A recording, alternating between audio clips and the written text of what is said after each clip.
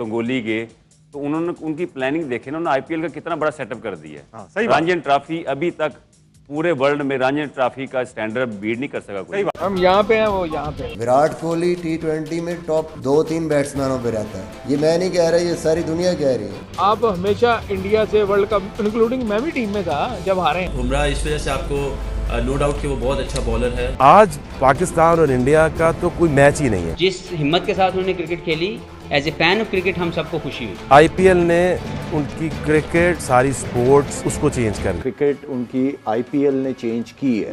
ठीक है, एक तो धोनी की कप्तानी के अंदर बहुत सारी चेंज सौरव ने किया, सौरव के बाद गंगोली और धोनी जिस तरीके से सीनियर्स को लेके चला, एंड देन आईपीएल का जो उनका डोमेस्टिक क्रिकेट थी उनकी, उससे काफ़ी टैलेंट उन्होंने इन्वेस्ट सही जगह की। उनका क्रिकेट स्ट्रक्चर हमसे बहुत वेल ऑर्गेनाइज है, इसमें कोई दो राय नहीं है। It's very well organise. उनकी जो नेशनल एकेडमी है, it's working very well.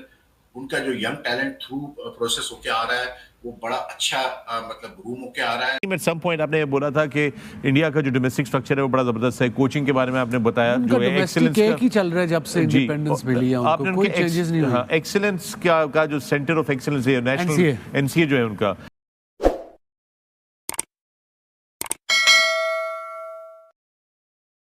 Hello दोस्तों, नमस्कार। इंडिया नाउ यूट्यूब चैनल पे आपको स्वागत है। तो दोस्तों, आज हम इस वीडियो में देखेंगे पाकिस्तान मीडिया और पाकिस्तान के एस क्रिकेटर का रिएक्शन इंडिया का डोमेस्टिक स्ट्रक्चर को लेके। दरअसल दोस्तों, इंडिया की डोमेस्टिक स्ट्रक्चर इतना अच्छा है कि इंडिया से सारे यंगस्टर ने आईपीएल में तगड़ा परफॉर्मेंस दे रहे हैं। आईपीएल में ईशान किशन, शुभम गिल, अभिषेक वर्मा और रियान पराग ने तो सबको हैरान कर रख दिया है।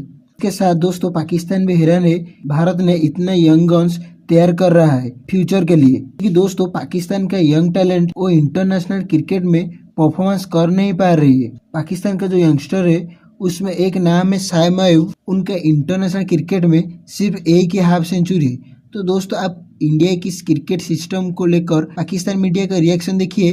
मैं मिलता हूँ वीडियो की एंड पर। टीम इंडिया इस वक्त डोमिनेट कर रही है। क्या आप जमाने में भी कोई टीम इस तरह डोमिनेट करती थी? हाँ जी, ऑस्ट्रेलिया की थी और वो बड़ा अच्छा खेलती थी, और पाकिस्तान ने उस दौर में इंडिया को हमेशा आगे लगाया है और भगाया भी है। और ये हमसे खेलना छोड़ दिया इन्होंने कि हमने पाकिस्तान से नहीं खेलना, क्योंकि पाकिस्तान से हम खेल के जब हारते हैं हमारी गेम खराब हो जाती है। हमारी अवाम जो है ना, हमें रहने नहीं देती।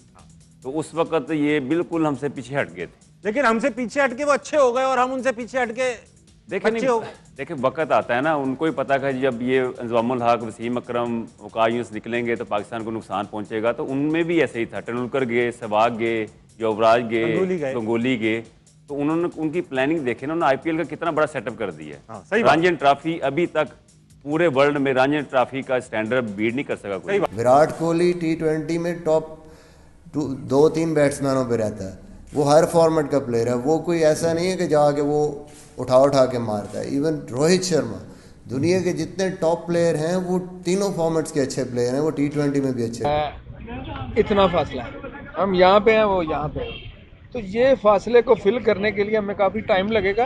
वो हमसे बहुत आगे हैं, क्रिकेट में भी आगे हैं। एक्चुअली मैं वो उसको क्रिकेट को किस तरह से मैनेज कर रहे हैं, उनका वो हाई लेवल है, हमारा थोड़ा लो है। बट हम क्विकली चेंज कर देते हैं हर चीज़ को, वो ऐसे नहीं करते। उनका वही स्ट्रक्चर अभी तक चल रहा है, पुराना बैटिंग ट्रैक बना के बॉलरों को कहना कि इस पर आउट करो। हमारा एक्चुअली वो नहीं है। हम चाहते हैं कि हमारा कोई बंदा नया आता है ना, तो वो कहता है मेरे अपने रूल्स हैं, मेरी अपनी क्रिकेट है, मेरी अपनी सारा कुछ है। तो आप देख लें अभी डोमेस्टिक क्रिकेट में जो हाल हो रहा है। फास्ट बॉलिंग का हब कहा जाता था लोग पाकिस्तान को, तो क्या समझते हैं क्यों अभी तक बुमराह जैसा बॉलर कोई जो कि आके वर्ल्ड क्लास बन गए, कोई ऐसा बॉलर हमें अभी तक क्यों नहीं पहले 6 PSL के लिए मिल सका? नहीं, ऐसी बात नहीं। अगर आप देखें जितने भी बॉलर्स हमारे पाकिस्तान में हैं जिन्होंने खेला पाकिस्तान के लिए, उन्होंने बहुत ज़्यादा परफॉर्म किया। बुमराह इस वजह से आपको नो डाउट कि वो बहुत अच्छा बॉलर है, लेकिन वो थोड़ा सा यूनिक एक्शन की वजह से थोड़ा सा ज़्यादा मुश्किल लगता है। लेकिन मेरा ख्याल है कि आप जितने भी बॉलर्स देखें पाकिस्तान के और उनकी सर्विसेज देखें, तो मेरा ख्याल है कि पाकिस्तान ने हमेशा ही अच्छे बॉलर्स प्रोड्यूस किए। देखिए, ये अचानक नहीं हुआ। जिस तरह से इंडिया ने अपनी क्रिकेट को, ओवरऑल क्रिकेट, उसका स्टैंडर्ड, उसके जो प्लेयर्स हैं, उनका माइंडसेट, वो बहुत आगे निकल चुके हैं। अब इतना फ़र्क पड़ चुका है कि जो 90s की पाकिस्तानी टीम होती थी, आज वो इंडिया जो है वो उस माइंडसेट की टीम बन चुकी है। पावर हिटिंग की जो हम बात कर रहे थे ना, उसका सबूत ये आपके सामने अब स्क्रीन्स पर आप लोग देख सकेंगे। बिकॉज़ यहाँ पे जब हम मोस्ट सिक्सेस की बात करते हैं, most sixes hit in power play in 2023, तो भारत यहाँ पे टॉप कर रहा है, 32 सिक्सेस हैं। रोहित शर्मा कोई power hitter no, proper player है, प्रॉपर प्लेयर। और शुभमन गिल है, proper player. Ishan Kishan open करते हैं, ओपन जो करते हैं बेसिकली। ईशान किशन भी कह लें, अब आप नीचे जो आते हैं उनके लड़के सारे छक्के मारते हैं। पांड्या कितनी अच्छी बैटिंग करता है, वो कोई हिटर नहीं है, वो मेरे हिसाब से प्रॉपर बैट्समैन। सुनते हुए आ रहे हैं कि India batting power house, Pakistan bowling power house. क्यों ये डिफरेंस आता क्यों है? मतलब हमें बैटर्स बहुत अच्छे मिलते हैं इंडिया से, मगर अब बॉलर्स भी अच्छे मिलना शुरू हो गए over the period of time. But ये क्यों, ये एक नेचर कैसे बन जाती है एक रीजन के हिसाब से? देखिए, एक तो क्रिकेट क्वालिटी बहुत डिफरेंट हो गई है, इसलिए कि इंडिया की 1.5 अरब की तो मेरे ख्याल में आबादी है। बिल्कुल 1.5 हम पहले यही कहते थे कि सारे बैट्समैन वहाँ से आ रहे हैं, बॉलर्स यहाँ से आते हैं। यहाँ से बॉलर भी आते थे, बैट्समैन भी आते थे, ठीक है ना। ये तो वहाँ के बॉलर ने अब थोड़ा गोश्त वोश खाना शुरू कर दिए, तो थोड़े तगड़े हो गए। तो आई मीन के वो उनका जो क्रिकेट उनकी IPL ने चेंज की है, ठीक है। एक तो धोनी की कप्तानी के अंदर बहुत सारी चेंज सौरव ने किया, सौरव के बाद गंगोली और धोनी जिस तरीके से सीनियर्स को लेके चला, एंड देन IPL का जो उनका डोमेस्टिक क्रिकेट थी उनकी, उससे काफ़ी टैलेंट उन्होंने इन्वेस्ट सही जगह की है। उन्होंने ग्रास रूट लेवल, जो हमेशा ही बात करते रहते हैं, ग्रास रूट लेवल, उन्होंने राहुल द्रविड़ जैसे प्लेयर को नीचे लेके आए, उसके हाथ में पूरी डोमेस्टिक क्रिकेट दे दी। जो हमारे यंग टैलेंट है और जो हमें इंडिया का यंग टैलेंट दिखता है, आपको लगता है कि वो बहुत ज्यादा ग्रूम हुआ है हमारे यंग टैलेंट के मुकाबले में?